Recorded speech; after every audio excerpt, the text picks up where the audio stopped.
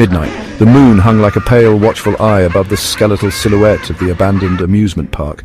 Its light cast eerie shadows, making the place seem even more haunted. Rusted Ferris wheels clawed at the sky, their carriages creaking in the night wind like the whispers of forgotten laughter. The wind carried the faint scent of rust and decay. Cracked mirrors in the funhouse reflected distorted, grotesque images, their glass clouded with the dust of neglect. Each reflection seemed to tell a story of a time long past.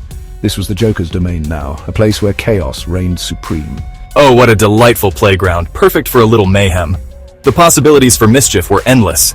He sat perched precariously on a carousel horse, its once vibrant paint now chipped and faded. The horse seemed to groan under his weight.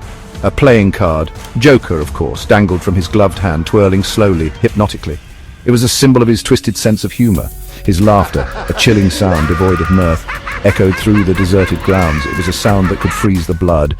He paused, tilting his head as if listening for something. The silence was almost deafening. And look who's decided to join the party. The fun was just beginning. A figure emerged from the shadows, silhouetted against the faint moonlight. The air seemed to crackle with tension. He moved with a sinuous grace that belied the raw power coiled beneath the surface. Every step was deliberate, calculated. His fedora tilted low over his eyes did little to conceal the steely glint within them. Those eyes held secrets, dark and dangerous. He wore a single white glove, the leather pulled taut over his hand. It was a stark contrast to the darkness around him. Joker, your fun ends here. He stopped a few feet away, the moonlight catching his face, revealing the sharp angles of his cheekbones, the intensity of his gaze. The Joker threw back his head and let out a bark of laughter. Oh, this is rich!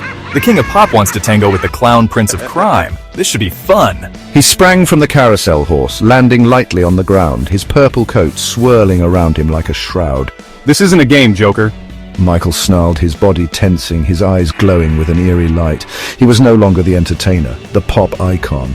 Here in the heart of the Joker's madness, he was something else entirely. Something primal, something dangerous. Everything's a game, darling. The only question is who's playing who. He lunged at Michael, a glint of metal flashing in his hand. The battle had begun. The first clash was a whirlwind of motion, a blur of fists and fury. Michael moved with the speed and agility of a jungle predator, his senses heightened to an almost supernatural level. His werewolf persona taking over, he dodged the Joker's wild swings with ease, his own strikes landing with bone-jarring force. The air crackled with energy, each punch resonating like a thunderclap. The scent of ozone was heavy in the air, mingling with the metallic tang of blood. The Ferris wheel groaned overhead, its rusted metal protesting as the two figures whirled around its base, locked in a deadly dance. The Joker laughed, a high-pitched, manic sound that sent chills down the spine as he hurled a handful of laughing gas pellets into the fray. Michael swatted them aside, his eyes narrowed and glowing with determination, his focus absolute.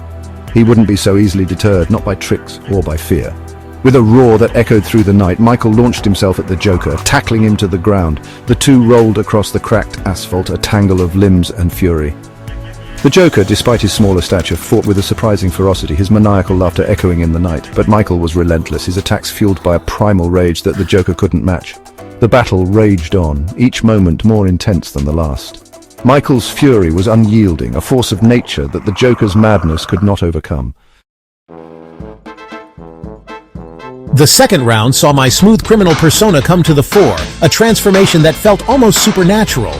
He moved with an almost eerie elegance, his body a blur of precision and grace, as if he was dancing through the shadows themselves. Each strike was calculated, targeting the Joker's weak points with pinpoint accuracy, leaving no room for error or hesitation. Frustration twisted the Joker's face, a mask of rage and disbelief as he struggled to keep up. My chaotic fighting style, so effective against ordinary opponents, was useless against Michael's preternatural agility, which seemed almost otherworldly.